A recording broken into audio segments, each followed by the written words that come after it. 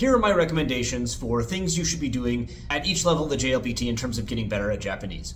A video I made a bit earlier was kind of negative about things I didn't think people should be focusing on. So I want to kind of do the opposite of that and inject positivity. One caveat though, this is all like millennial advice. When I was studying Japanese, the internet was not like super useful for studying Japanese and there weren't really any good apps. So this is going to be pretty practical, hands-on kind of stuff. By not mentioning various technology, this and that, I'm not saying it's bad, I just don't use it and therefore I can't endorse it. The only apps that I have on my phone related to Japanese are the JED and Chase Colburn's Kanji app. Neither have sponsored me, they're just really good and I unequivocally do recommend those. So, N5. First thing you're going to need is a textbook because you need structure. I think personally Genki 1 and 2 are fine for this. I have a free textbook on my website if you want, and the Japan Foundation actually has free textbooks now, which I've heard are quite good. I haven't checked them out fully, but word on the street is that they're well designed. And again, they're free. The biggest error that I see people make when they start Japanese is that they just kind of pick grammar and vocab kind of piecemeal, taking it from anime or whatever. They're like, oh, I want to learn this phrase. And then they learn it, even if they're kind of like not ready to learn it. They don't have the background to learn it, so they can't put it in context. And they end up with like a hodgepodge of random abilities that prevents them from actually communicating to any extent. They can say some sentences, like an animal you train at the zoo, but they can't actually hold a communication because they don't have any of the fundamentals. The biggest thing you can do if you're just starting out is get into a mindset where you are going to be terrible, and that is a-okay. At this point, don't worry about sounding natural. Don't worry about sounding like authentic. Don't worry about what Japanese people say. You aren't there yet. Everything you're gonna say is gonna sound childish and blunt and kind of uninteresting, and that's okay because you're just learning and that's totally normal. If you can get into that mindset of just, I am in training to get where I need to go and be patient, that's the most important thing you can do.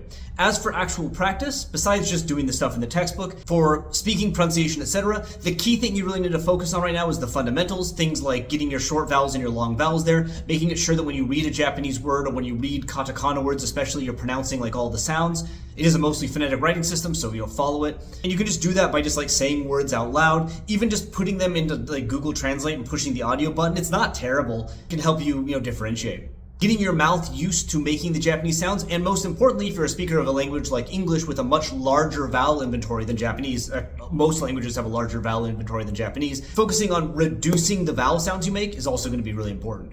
For writing, really your key goal here is probably just going to be getting it so you're comfortable writing hiragana and katakana. Obviously, writing sentences using the grammar points you learn is important. Don't use romaji, like just don't do it. I know it's easier, that doesn't matter. The more you write, the quicker you get at it, the better you get at it. But especially at the beginning point, like just write gibberish, like slam your hand on your keyboard, have your cat walk across your keyboard and find every single vowel or vowel consonant combination that exists in Japanese and then write it in hiragana. Then post that back and check to see how you did. Likewise, turn on IME and just slap your hands against the keyboard and then read the Japanese that comes out. That's great. You need to get used to identifying. Online and find like a menu at a hamburger restaurant or a bar and just try to read as much katakana as you can. It doesn't matter that it's out of context, it's just that you're reading it. Same with kanji. I believe there's like 80 or so kanji that you'll need. Write them, get that muscle memory in there, but also use them in sentences. And this is true for vocab as well. Use it in the grammar instead of just flashcards, etc., so that you become comfortable with it.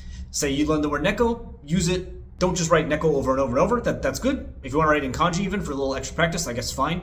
But try writing sentences as well, like watashi wa neko ga suki desu, neko wa sakana wo tabemasu, whatever, just simple things that drive home the grammar that you're using. I know a lot of people at the low level think, oh, I'm going to get children's books. I don't think that's a good idea because children's books are written for people that don't know kanji, but are otherwise basically at least like N3 grammar in Japanese. Indeed, they're often meant, remember, for parents to read to their children, not for children to read. A children's book can often be quite difficult in terms of vocabulary and grammar. It just doesn't have any kanji in it. If you want to read the children's book just to practice like saying hiragana sounds, that's okay, but you shouldn't expect to understand it.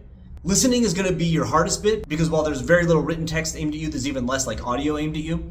But that's okay. I would just like use the audio that comes with the textbook, or most importantly, just find another learner of your level and talk to each other. You need to be focusing on just kind of getting used to hearing it and comprehending it, and if you can do that, you're on the right track. For N4, the first thing you need to do is get a textbook because you need structure. For speaking here, you might want to seek out like a native speaker that can kind of do a conversational exchange with you, as you'll be able to have conversations that actually like kind of have a bit of sense to them, but I still would not focus on naturalness yet. Just work on getting your point across. You're going to sound a little blunt, you're going to sound a little boring, you're not going to be able to say everything you want, and while you can slightly reduce the ideology I mentioned earlier, you still need to maintain a brain set of, I'm not going to sound the same way that I sound in my native language, I'm not going to be able to say some things, and that's okay, I'm not rushing ahead, I'm moving towards my destination normally. Scaffold your learning so that everything you're doing supports what you're doing, and move forward in that way. Also, make sure that in this period you're making time for review. When you get to like chapter 12 in the textbook, go back and do the homework for chapter 9. If you can't get a 90% plus, you're not ready for chapter 12 yet. Go back to chapter 9. At this point though, I still recommend finding a study buddy that you can speak Japanese with. Yes, it does require you to pay attention to what each other are saying and make sure you catch each other's errors. If you're not able to do that, you might end up reinforcing an error among both of you, but it does ensure that you're kind of working on the same things and practicing the same forms. Listening here, I still think you're kind of in a difficult place. If you can find people that have made audio specifically for your level, that's great. But at this point, it actually can be useful to say, listen to Japanese anime, etc., and try to catch phrases you know. Don't consider this studying in the formal sense, but it's a way to kind of passively gain some benefits while you are, enjoying something that presumably you enjoy about Japanese and is motivating you to study it. For writing in this one, I definitely recommend just practicing writing more sentences. Whenever you learn a grammar point, write sentences using it. Whenever you learn a vocabulary, use it in some grammar points you know. Just make sure you're making time to produce Japanese by hand rather than just kind of absorbing it passively. For reading, I'd still kind of engage with sort of safe text, the ones that are provided by textbooks, etc., as you'll probably be lacking some of the fundamental grammar necessary to access harder texts, even with a dictionary. But if you want to take the challenge, kind of go ahead. For N3, the number one thing is that you should get a textbook. You need structure. When I was doing my master's, one of our assignments was to do an analysis of a textbook, and I chose Tobira, and I found it to be pretty good, all in all. The Kanzen Master series I also think is really excellent. At this point, I'd also recommend getting a teacher, if you can, who not only has experience teaching, but has experience teaching specifically for the JLPT, as they can assign you tasks and help you practice in a way that will really assist. It's much harder to do this alone. Not impossible, but harder.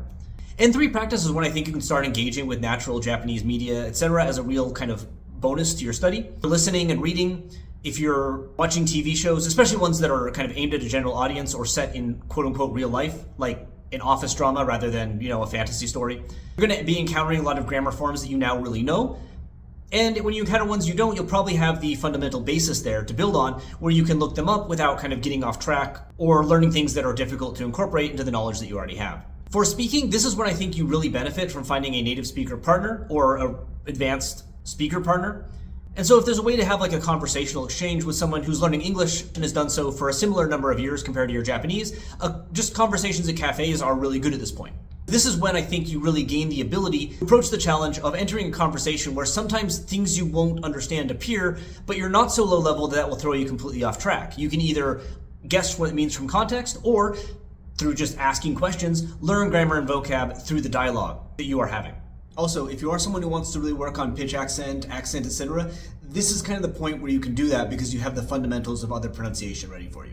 For N2 then, the number one thing you can do is get a textbook. You need structure. I personally used the Kanzen Master series again when I was doing it, and I found them to be quite good. Especially again, if you have a teacher here who is familiar with the JLPT and can guide you through them.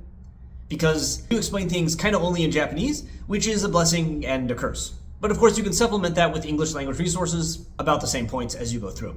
In recommending textbooks, I'm not saying they're the only thing you should use, but I am saying that they provide you with a path that tells you when it's time to learn a specific grammar point, and you can use that as a launching pad to find other materials. N2, speaking, listening, reading, and writing, the best thing you can do is go to Japan. And I think a lot of people that are N2 level often are, because it gives you chances to use everything you've learned and indeed see it in real life. It's definitely thrilling to learn kind of advanced grammar point and just see it written on a sign somewhere. If that's not an option for you though immediately, N2 is the level where I think two things that you can really do are develop a self-study habit that helps link your Japanese to your specific goals. For instance, promise yourself that you'll learn 1 or 2 words every day, including their kanji, that are immediate of interest of you. Are you, beekeeper? Well then start learning words for beekeeper stuff. Do you like going fishing? Start learning fishing words. These won't be in textbooks. Learn the words, learn their kanji, write them down in sentences, and book time every month or so to go through the book you've made and make sure that you remember them, practice them, etc. This kind of self-guide will allow you to expand your vocabulary immensely and make it easier as you move up into the higher and higher levels. You can also start engaging with Japanese novels, especially novels aimed at kind of a general audience, and again, I recommend ones that are set in sort of the real world. For instance, authors like Murakami Haruki or Yoshimoto Banana are pretty accessible, so find a contemporary author who writes stories about, like, people in contemporary Japan that you like, and try reading them with a dictionary, reading for study, not just for pleasure. Every time you encounter a new vocab in the book, you stop, you write it down in its kanji, you write down its meaning, and you set time to practice it later. If you encounter a grammar form you don't know, write it down, learn it, and practice it. You're at the point where you can do what I told N5 learners not to do, which is grab piecemeal grammar points here and there, because you're now able to work those into an overall understanding of the Japanese grammar system that will help you out a lot. Finally, for N1, the first thing you need to do is get a textbook. You need structure. Indeed, a textbook is extremely important for N1 because a lot of the stuff that's required for N1 is stuff that you just don't see in day-to-day Japanese. And as a result, it's kind of hard to study for it outside of the textbook. It's not Japanese that doesn't exist. I've seen people say like the N1 is useless or you'll never use it. That's not true, especially the vocab and the kanji, but the grammar points often are quite obscure or limited to kind of academic contexts. While I'm sure that many people have done this successfully, if you're planning on going for N1, I would say get a teacher who has taught people to pass N1 and work with them. While a teacher is extremely useful throughout all this process, out of all the levels of the JLPT, the N1 is the most where you are studying to pass that level rather than studying for a more pragmatic kind of benefit. If you get N2 and then just watch a bunch of anime and use them and learn all the vocab you hear, all the grammar you hear, while you might get to the point where you know the vocab and kanji that appear in N1, you're not going to get the grammar because it just doesn't appear in that kind of anime kind of context, unless it's like an anime about, I don't know, people writing academic essays and formal writing. And also, one of the key skills of the N1, one thing you really need to do is read a Japanese essay and then understand the key argument of it. And N1 textbooks, again, like the Kanzen Master Series, I'm not sponsored, I just use them, I think they are good. They don't have like shiny pictures, but they do the job, I think, quite well. Have a lot of these essays that are specifically targeted to develop that skill. Passing all the JLPT levels, actually, but N1 specifically, is in part a test of your abilities to do a test. After you pass N1 though, the question is, what do you do? And that's a really hard one. If you want to just stay at that level, then great. You've achieved a really high level of Japanese and it will get you through most situations. Well done. You can continue to learn vocab and grammar in the kind of ways I suggested earlier. But one thing I think that is good is to set a new goal for yourself that is something you really want to do.